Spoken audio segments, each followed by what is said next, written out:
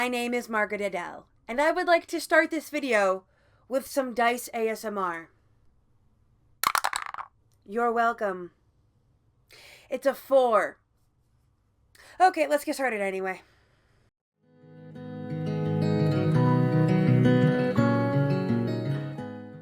Now today I want to talk about my favorite kind of TTRPGs and the kind of people I think would really benefit from them. And that's not necessarily the people that have already been playing TTRPGs.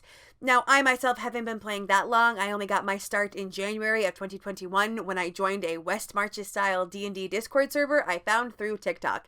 It was a lot of fun. It was very disorganized, a ton of people, and it had a very big boom and bust when quarantine ended. But that means that my entrance into the hobby was, again, mostly writing, typing out with some occasional voice chats for big combat.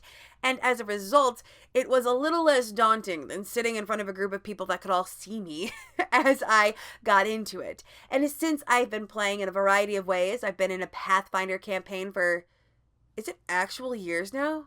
Oh man, time is a lie. Puppet Barbarian, if you're curious.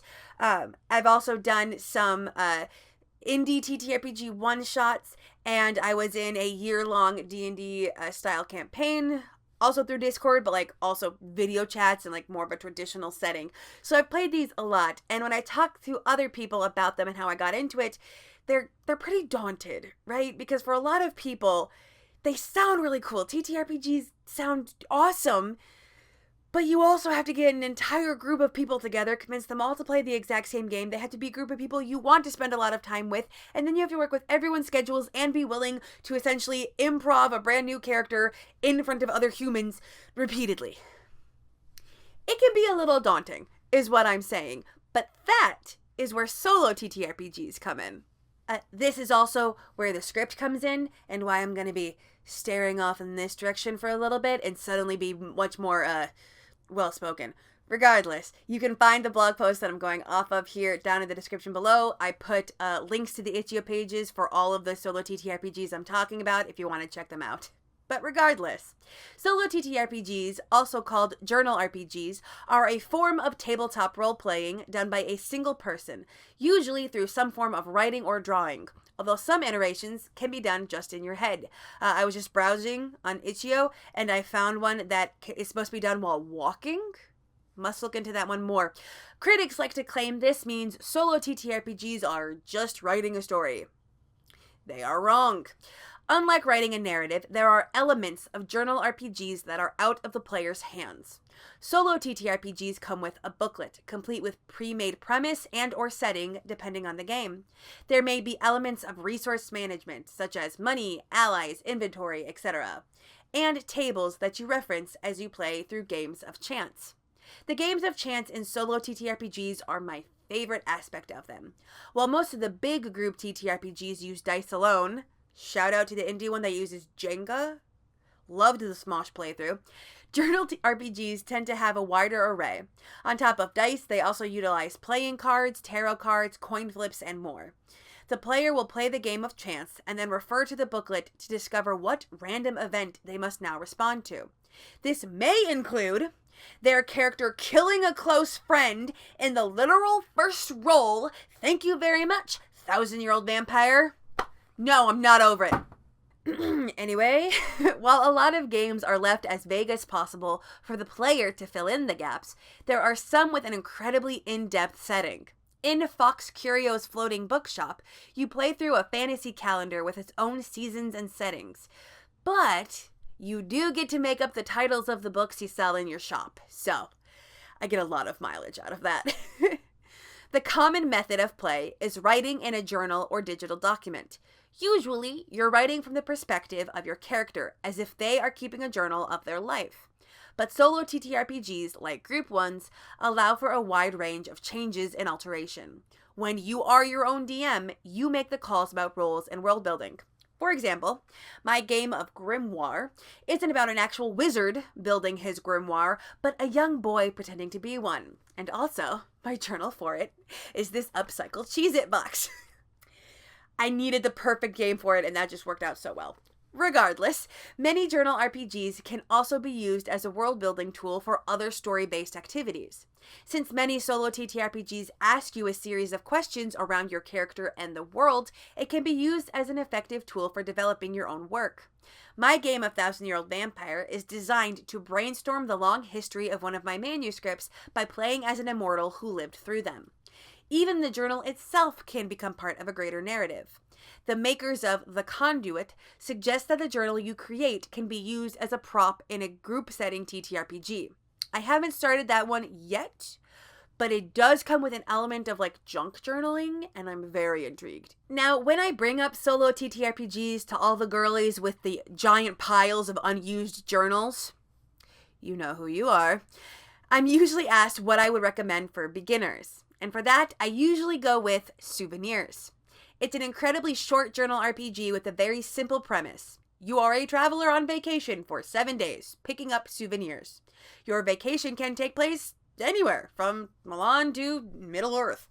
Flip the playing cards to find out where you went and what you found, then write about and or draw the souvenir you got. I draw mine. It's not the best drawing, but still better than AI. I realized I was holding a brush as I said that, and that's like symbolic. Regardless, you are finished after only 7 sessions, making it the best low-stakes game for people still unsure about solo TTRPGs. Personally, I love journal RPGs for giving me the freedom to decide my playtime. Being social for 3 hours after a long workday can be difficult. I work with very little children with behavior disorders, okay? The well, it gets really close to empty some days. But sitting by myself and writing out an entry or two in a half hour is much more manageable. Often I can get several thousand-year-old vampire entries in before my freshly broken heart demands I stop. And then I can switch to Fox Curios and let the coziness heal me. But most importantly, I believe journal RPGs can help players overcome anxieties around the crux of TTRPGs. While the specific mechanics may differ, the core gameplay of your character is faced with insert event here, what do you do, remains the same. For many potential players, this is the biggest sticking point. In a world where non-TTRPG games come with limited options for you to choose from, the grandiose, choose literally anything you can think of can be overwhelming. In a journal RPG, you can make those choices on your own time with no audience. No one to criticize it or express disappointment or insist their choice is better. You are, in effect, improving on your own. Once that concept becomes more familiar, it should theoretically become easier to do with others. This isn't to say that journal RPGs are just a way to funnel people into group TTRPGs. I don't consider the group variant to be the pinnacle of the genre or the solo variant to be lesser. I've been in a monthly Pathfinder campaign for a couple of years now. Yes, my puppet barbarian, her name is Miss Philippa Baudelaire. She is a Southern belle, and her weapon is a meteor hammer that's actually her purse. I love her. But I still play my own journal RPGs on the side. Now, if you are someone that's wanted to get into this game type and you are daunted by the social anxiety aspect or just the general concept of you can do anything, pick a thing, this could be your way into it.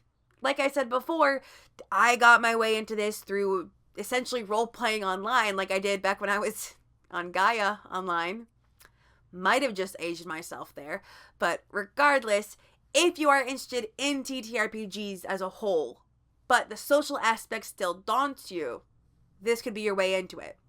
But also, again, if you've just got the journals and the desire for escapism, you can do it all on your own as a cozy night in. Although the coziness may vary. Like, seriously, they're determined to break your heart with this one. But I would love to know if you play any journal RPGs. Are they something you like? Are there something you may be interested in? You can always look through on Itch.io as I record this, and it should still be going on by the time this is posted. There is a giant solo TTRPG bundle for charity for mental health. I will put that also in the link down below. There's like over 100 games in there. I'm gonna buy it the second my fund money budget resets because I'm really excited to get even more solo TTRPGs for really cheap. But regardless, if you have any questions about this game type, please let me know. My hope is to start a series where I play through some games, at least setting them up and playing an entry or two so that people can see what it's like. However, figuring out the exact filming setup for that is still up in the air, but if you would like to see that, please let me know. And seriously, bestie, you really got to start using up all those journals. But with nothing else to say, I hope you have a wonderful day and a marvelous tomorrow.